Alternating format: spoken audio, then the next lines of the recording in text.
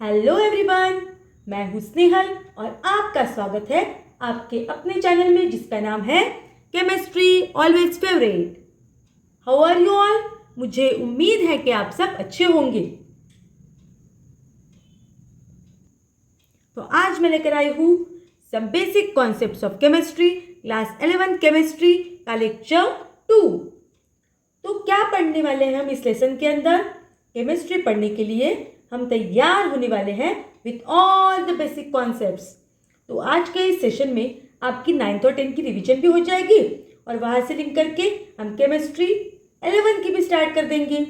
तो हमारा ये जो क्लास 11 का बैच चलेगा इसमें हम 11 के सारे चैप्टर्स स्कूल लेवल पे तो पढ़ेंगे ही और जेई, नीट और एमएसटी सीईटी का भी प्रिपरेशन करेंगे और इन सभी एग्जाम्स के क्वेश्चन को भी टच करेंगे।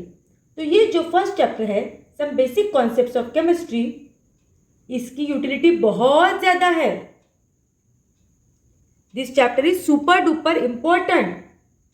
तो अगर आपने लेक्चर 1 नहीं देखा है तो मैं उसकी लिंक डिस्क्रिप्शन बॉक्स में दे दूंगी, आप चेक कर लीजिएगा। हमने लेक्चर 1 में क्या क्या पढ़ा था? व्हाट इज केमिस्ट्री, केमिस्ट्री की डेफिनेशन पढ़ी थी और मैंने आपको एक बहुत इंटरेस्टिंग एग्जाम्पल बता के समझाया था कि केमिस्ट्री क्या होती है। और क्या पढ़ा था?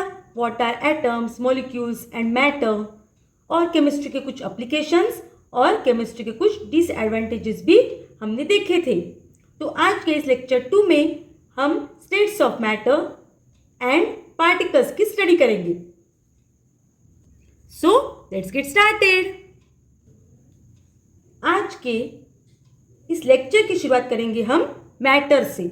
What is matter? सबको पता है क्या है मैटर, बचपन से पढ़ते आ रहे हैं। Matter is anything which occupy space and has some mass. ऐसी चीज जो कुछ जगह घेर लेगी और जिसका कुछ ना कुछ मास होगा, ऐसी चीज को हम क्या कहेंगे? मैटर कहेंगे। तो इनके एग्जांपल्स क्या क्या है? जैसे मैं मैटर हूँ, आप मैटर हो, आपके पास जो मोबाइल होगा वो मैटर है, मैं जिस कैमरे से शूट कर रही हूँ वो मैटर है, आपके पास नोटबुक होगा, पेन होगा, पेंसिल होगी, ये सब चीज़ें क्या है? मैटर है। तो इन सभी चीज़ों ने क्या है? कुछ ना कुछ जगह घेर ली है और इन सभी चीज़ों का कुछ ना कुछ मास है, इसलिए इन सभी चीज़ों को हम क्या कहेंगे? मैटर कहेंगे। बचपन से हम और एक चीज़ पढ़ते आ रहे हैं, स्टेट्स ऑफ मैटर। कौन कौन सी स्टेट्स होती है मैटर की? Solid, liquid and gas are the states of matter. तो ये जो स्टेट्स है ना, ये मैं आपको समझाऊंगी कुछ इंटरेस्टिंग एग्जाम्पल्स देके। तो फ्रेंड्स होते हैं हमारे बहुत सारे। तो there are 3 types of friends. तो first friends are like solids, second friends are like liquids and third friends are like gases. तो ये कैसे? फर्स्ट फ्रेंड्स होते हैं, फर्स्ट टाइप के फ्रेंड्स वो होते हैं BFF। BFF का क्या मतलब है? Best friends for ever. तो बेस्ट फ्रेंड्स फॉर एवर कैसे होते हैं? They share very strong bonds with each other. So they are very close to each other. So they are like solids. यानी solid के पार्टिकल्स कैसे होंगे? They share very strong bond with each other and they are very close to each other. यानी solid के particles कैसे रहेंगे? उनका bond बहुत स्ट्रांग होगा और वो एक दूसरे के पास पास रहेंगे। So BFF are like solids. अब सेकंड टाइप के जो फ्रेंड्स होते हैं, friends those meet sometimes, talk rarely but good friends. इसका मतलब क्या हुआ कि जो फ्रेंड्स कभी कभी मिलते हैं, कभी कभी बात होती है, but they are good friends, they care for each other. ऐसे फ्रेंड्स होते हैं लाइक लिक्विड्स। यानी क्या होगा? सॉलिड के कंपैरिजन में लिक्विड में क्या होगा? पार्टिकल्स का अट्रैक्शन कम होगा और वो सॉलिड के कंपैरिजन में कैसे रहेंगे? थोड़े दूर दूर रहेंगे। तो ऐसे फ्रेंड्स जो कम मिलते हैं, कम बातें होती है, ऐसे फ्रेंड्स रहेंगे लाइक लिक्विड्स। और जो थर्ड फ्रेंड्स होते हैं, they are like classmates. We have lots of classmates, पर हम सभी से तो बात नहीं करते ना। कुछ फ्रेंड्स को हम सिर्फ हाय हेलो करते हैं, कभी तो हाय हेलो भी नहीं करते। तो ऐसे फ्रेंड्स जो हमारे क्लासमेट्स होते हैं, दे आर लाइक गैसेस। यानी क्लासमेट्स कैसे रहेंगे? दूर दूर रहेंगे, एक दूसरे से दूर दूर रहेंगे, वो पास नहीं रहेंगे। यानी गैसेस के पार्टिकल्स कैसे रहेंगे, क्लासमेट जैसे, वो दूर दूर रहेंगे। पार्टिकल्स गैसेस के वो एक दूसरे के क्लोज नहीं रहेंगे। तो फ्रेंड्स के एग्जाम्पल से आपको समझ में आ गया होगा states of matter, solids, liquids और गैसेस। अब हम डिटेल में सॉलिड की, लिक्विड की और गैसेस की प्रॉपर्टीज पढ़ेंगे। So the properties of solids. Particles of solids are very closely packed. Solid के पार्टिकल्स कैसे रहेंगे, क्लोजली पैक रहेंगे, वो एक दूसरे से चिपके हुए रहेंगे। जैसे ये एक सॉलिड है तो इसमें ये जो पार्टिकल्स है ना, ये कैसे रहेंगे, एकदम चिपके हुए, क्लोजली पैक रहेंगे।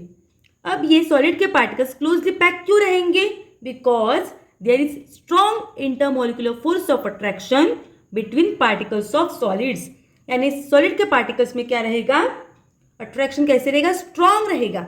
इंटरमोलिकुलर मतलब मॉलिक्यूल के अंदर का अट्रैक्शन। तो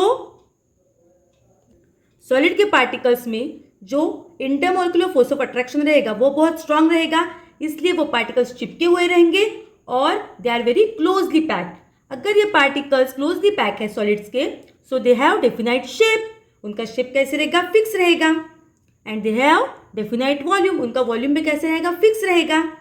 and they are rigid, rigid का मतलब क्या होता है, फ्लेक्सिबल नहीं होंगे, नॉट फ्लेक्सिबल मीन्स रिजिड।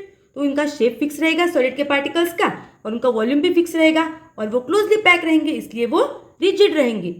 अब ये जो सॉलिड के पार्टिकल्स ये रिजिड रहेंगे, so this particles are not free to move और फ्लो। यानी ये पार्टिकल्स मूव नहीं होंगे, सॉलिड कभी भी मूव नहीं होगा, खुद से मूव नहीं होगा। So they do not possess fluidity. Fluidity का मतलब क्या है, एबिलिटी टू फ्लो। सॉलिड के पार्टिकल्स मूव नहीं होंगे, फ्लो नहीं होंगे, सो उनकी फ्लूइडिटी भी नहीं रहेंगी। So particles of solids do not possess fluidity.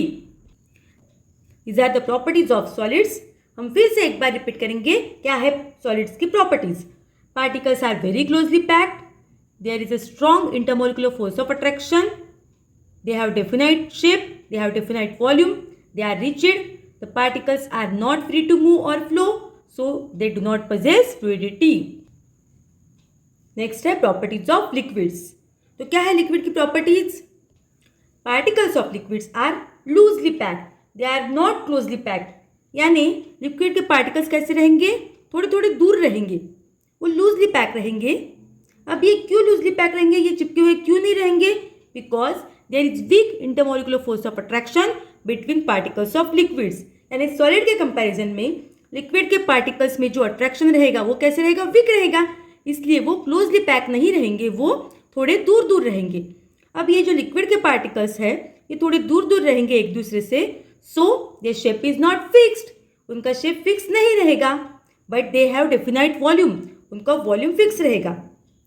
So the particles of liquids take the shape of the container in which they are placed. यानी लिक्विड के पार्टिकल्स जो रहेंगे ना, वो जिस कंटेनर में हम डालेंगे लिक्विड को, उस लिक्विड का शेप ले लेंगे। So they are not rigid, liquids are not rigid, but they possess fluidity because they are free to flow. वो मूव करेंगे, लिक्विड के पार्टिकल्स फ्लो करेंगे, इसलिए दे possess fluidity. तो ये जो प्रॉपर्टी है लिक्विड्स की, they take the shape of the container in which they are placed, ये मैं आपको दिखाती हूँ। तो ये जो ग्लास है इसमें मैंने वाटर डाला है, अप्रोक्सीमेटली 50 ml वाटर है, बहुत कम वाटर डाला है। तो ये लिक्विड क्या करेगा, इस ग्लास का शेप ले लेगा। अब मैं इस वाटर को इस कटोरी में डालूंगी तो क्या होगा देखिए। अब इस वाटर ने इस कटोरी का शेप ले लिया, इसका मतलब क्या हुआ कि liquids take the shape of the container in which they are placed. पहले हमने ग्लास में डाला था लिक्विड को, तो उसने ग्लास का शेप ले लिया था, फिर हमने कटोरी में डाला लिक्विड को, फिर उसने कटोरी का शेप ले लिया। So these are the properties of liquids. क्या क्या है लिक्विड की प्रॉपर्टी, रिपीट करेंगे। Particles are loosely packed, there is weak intermolecular force of attraction, so the shape is not fixed, liquids take the shape of the container in which they are placed, so liquids have definite volume, they are not rigid, and liquids possess fluidity. अब है properties of gases. तो क्या है gases की properties? Particles of gases are very away from each other, they are not closely packed. मतलब अगर ये gas है तो इसके पार्टिकल्स कैसे रहेंगे? बहुत दूर दूर रहेंगे, वो क्लोजली पैक नहीं रहेंगे, एक दूसरे से बहुत दूर रहेंगे। अब ये गैसेस के पार्टिकल्स दूर दूर क्यों रहेंगे? बिकॉज देयर इज वीकेस्ट और no intermolecular force of attraction between particles of gases. यानी इन गैस के पार्टिकल्स में बहुत weak intermolecular force of attraction रहेगा, जैसे ना के बराबर रहेगा। इसलिए ये पार्टिकल्स कैसे रहेंगे? दूर दूर रहेंगे। अब ये पार्टिकल्स गैसेस के बहुत दूर दूर रहेंगे, so they do not have fixed shape and they do not have fixed volume. यानी गैस के पार्टिकल्स का शेप भी फिक्स नहीं रहेगा और वॉल्यूम भी फिक्स नहीं रहेगा। गैस के particles can move randomly in all directions, so they have fluidity. और एक प्रॉपर्टी है गैस के पार्टिकल्स की, they completely take the shape of the container in which they are placed. यानी गैस के पार्टिकल्स क्या करेंगे? जिस भी कंटेनर में हम गैस को डालेंगे उस कंटेनर का पूरा शेप ले लेंगे। लिक्विड ने पूरा शेप नहीं लिया था, जितनी क्वांटिटी थी उस लिक्विड की उतना ही शेप लिया था उसने, लेकिन गैस के पार्टिकल्स क्या करेंगे? उस कंटेनर का पूरा शेप ले लेंगे। So these are the properties of gases. क्या क्या है गैसेस की properties? Particles are very away from each other, there is weakest और no intermolecular force of attraction, so no fixed shape, no fixed volume, they possess fluidity and they completely take the shape of the container in which they are placed. अब एक statement है कि gases have highest volume because gas expands. यानी क्या होगा? हमने तो अभी पढ़ा कि गैसेस का वॉल्यूम फिक्स नहीं रहता, लेकिन उनका जो भी वॉल्यूम रहेगा वो कैसे रहेगा? हाईएस्ट रहेगा। अब ये गैसेस का वॉल्यूम हाईएस्ट क्यों रहता है?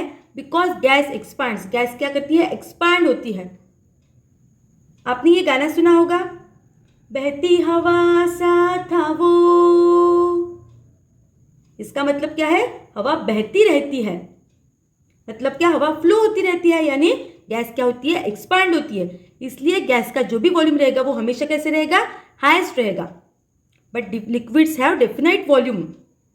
अब ये गैसेस का वॉल्यूम हाईएस्ट रहेगा तो गैस कैसे एक्सपांड होती है, ये मैं आपको एक एग्जांपल देख के पढ़ाती हूँ। तो अगर आपने डीओ लगाया है, वो लगाने पर गैस फॉर्म में हो जाएगा। आपने अपनी बॉडी पर डीओ लगाया और आपका पूरा रूम महकने लगा, आपका पूरा रूम फ्रेग्रेंस से भर जाता है। मतलब क्या हुआ कि डीओ की बॉटल में जो गैस के पार्टिकल्स निकले वो पूरी रूम में फैल गए। अब ये क्यों फैल गए? क्योंकि गैस के पार्टिकल्स क्लोजली पैक नहीं होते, वो बहुत दूर दूर रहेंगे। Because there is weakest intermolecular force of attraction between particles of gases, इसीलिए वो पूरी रूम घेर लेंगे। मतलब क्या होगा? पूरी रूम में गैस के पार्टिकल्स फैल जाएंगे। So this gas particles completely take the shape of the container in which they are placed. यानी रूम में पूरी तरह क्या होगा? गैस फैल जाएगा। मीन्स गैस क्या होगा? एक्सपांड होगा। इसलिए गैस का वॉल्यूम क्या रहता है? हमेशा हाईएस्ट रहता है। अब गैस का वॉल्यूम तो हाईएस्ट रहेगा बिकॉज गैस एक्सपांड्स। ये तो आपको समझ में आ गया ना। अब liquids have fixed volume. Liquid का वॉल्यूम फिक्स क्यों रहेगा? ये मैं आपको दिखाती हूँ एक एग्जांपल दिखा के। जैसे मैंने इस ग्लास में वाटर लिया है, 50 ml के अप्रोक्सीमेटली आसपास वाटर है। तो ये वाटर ने इस ग्लास का शेप ले लिया। अब मैं यही वाटर इस कटोरी में डालूंगी तो इस वाटर ने इस कटोरी का शेप ले लिया। यानी शेप तो चेंज हो गया वाटर का, लिक्विड का, लेकिन यहाँ पे मैंने 50 ml वाटर लिया था तो यहाँ पे 100 ml नहीं हो जाएगा, क्वांटिटी सेम ही रहेगी। मतलब क्या होगा? Liquids have definite volume. जितना मैंने यहाँ पे लिक्विड लिया था वही मैंने यहाँ पे पोर किया है, इसलिए लिक्विड की क्वांटिटी कैसे है? फिक्स है। So liquids have definite volume. So liquids do not have fixed shape but they have fixed volume. तो आपको मैटर की 3 स्टेट समझ में आ गई, सॉलिड्स, लिक्विड्स और गैसेस, और उनकी प्रॉपर्टीज भी ध्यान में आ गई। अब आपने 9th क्लास में और 2 स्टेट्स ऑफ मैटर पढ़ी है, तो वो जो रिमेनिंग 2 स्टेट्स ऑफ मैटर है वो है बीईसी एंड प्लाज्मा। तो ये जो 2 रिमेनिंग स्टेट्स है इनके बारे में आपको बताती हूँ। तो ये जो BC है ना, इसका लॉन्ग फॉर्म है बोर्स आइंस्टाइन कंडेंसेट। तो ये जो BC स्टेट है, this is super cool state. ये जो BC स्टेट है, it exist at very low temperature, -273 degree पे ये स्टेट एग्जिस्ट करेगी BC। और ये जो टेम्परेचर है इज नॉट प्रैक्टिकली अचीव्ड। अब ये जो सेकंड स्टेट है प्लाज्मा, ये एग्जिस्ट करती है, चार्ज पार्टिकल्स गैस के फॉर्म में होंगे तब वो एग्जिस्ट करेंगे in plasma state.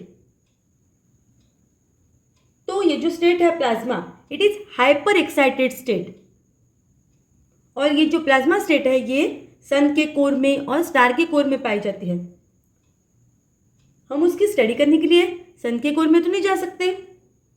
So both the states BC and plasma are not possible naturally. इसलिए ये दोनों भी स्टेट्स की पढ़ाई करने की कोई ज़रूरत नहीं है, सिर्फ याद रखो क्या क्या मेन पॉइंट्स है बस। ओके, अब हम फिर से आएंगे 3 main states of matter, solid, liquid और गैस पे। So this 3 states of matters are interconvertible. तो इंटर कन्वर्टिबल का क्या मतलब है? वो आपस में एक दूसरे में क्या होगी, कन्वर्ट हो सकती है।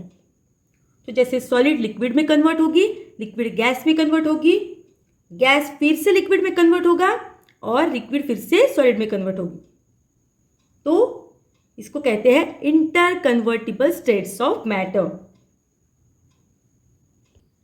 When we heat solid, it gets converted to liquid. When we heat liquid, it gets converted to gas. When we cool gas at high pressure, it gets converted to liquid. And when we cool liquid at high pressure, it gets converted to solid. अब हम इन conversions के examples देखेंगे कुछ, और इन processes के क्या क्या नाम है ये भी देखेंगे, ठीक है। तो when we heat solid, it gets converted to liquid. This process is called melting. तो इसका एक एग्जाम्पल है आइस टू वाटर कन्वर्शन। जब हम फ्रीजर से आइस निकालेंगे बाहर तो क्या होगा, उसका थोड़ी देर में वाटर बन जाएगा, यानी उसका क्या होगा, मेल्टिंग होगा। तो this is the example of conversion of solid to liquid and this process is called melting. When we heat liquid, it gets converted to gas. This process is called vaporization.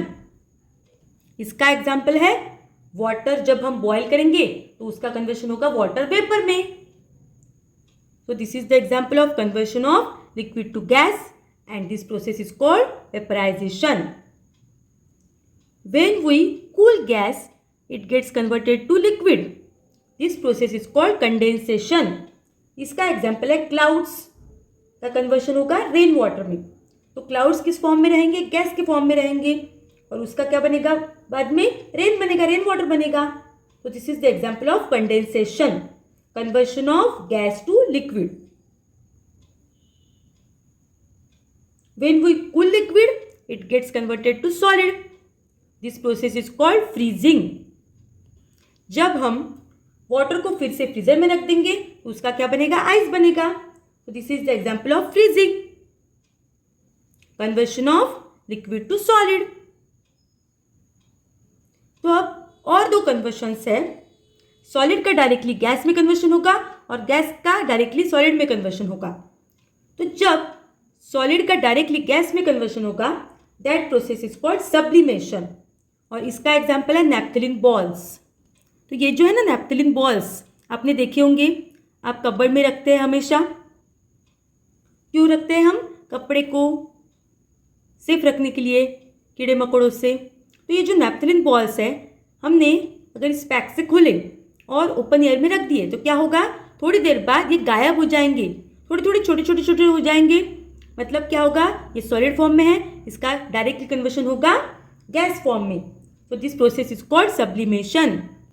जब gas का directly solid में conversion होगा, that process is called deposition. तो इसका एक example है Frost.